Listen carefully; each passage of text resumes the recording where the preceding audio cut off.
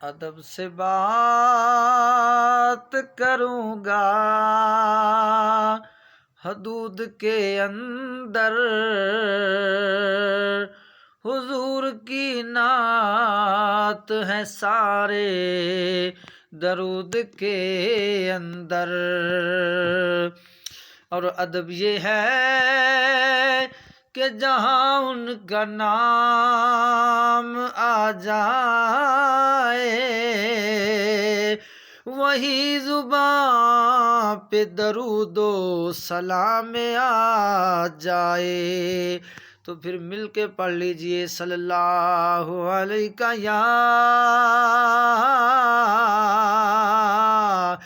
یا رسول اللہ وسلم علیکہ یا حبیب اللہ۔ چھڈ جانا جدوں سنگیاں تے بیلیاں،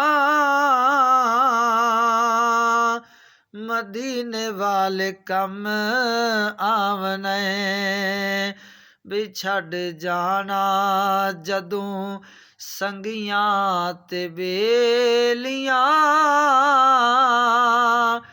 مدینے والے کم آونے پیاں رہنیاں سنجیاں حویلیاں، مدینے والے کم آونے۔ رب دی عدالت وچ بھئی جدوں اسی جاواں گے اوتھے جا کے رب اگے کی منہ دکھاواں گے، جدوں کھلنیاں نے عیباں دیاں تھیلیاں، مدینے والے کم آونے پیاں رہنیاں سنجیاں حویلیاں، مدینے والے کم آونے۔ چنگا رہ جاسی جیڑا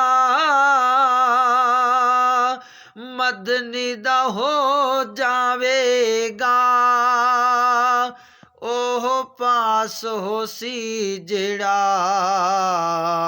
اوندے من بھاوے گا۔ چنگا رہ جاسی جیڑا آقا دا ہو جاوے گا، اوہ پاس ہو سی جیڑا اوندے من بھاوے گا۔ بھاویں چٹیاں تے بھاویں ہون کالیاں،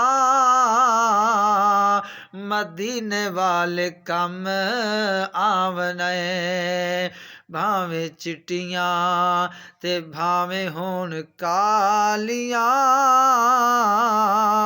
مدینے والے کم آونے۔ او پیاں رہنیاں سنجیاں حویلیاں،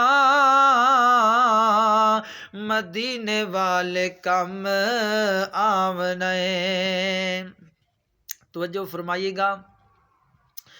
قبر ہدیری وچ بھئی کلی ہونی جانے، اوندے ولے تیرا میرا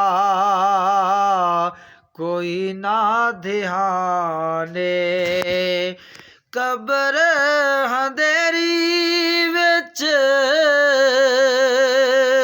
بھئی کلی ہونی جانے، اوندے ولے تیرا میرا کوئی نہ دھیانے۔ مٹھ مٹی پا کے ਛੱਡ ਜਾਣਾ ਬੇਲੀਆਂ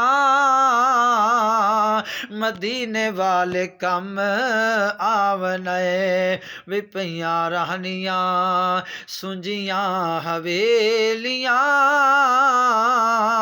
ਮਦੀਨੇ ਵਾਲੇ ਕੰਮ ਆਵਨੇ ਪਈਆਂ ਰਹਿਣੀਆਂ ਸੁੰਜੀਆਂ ਹਵੇਲੀਆਂ ਮਦੀਨੇ ਵਾਲੇ ਕੰਮ ਆਵਨੇ।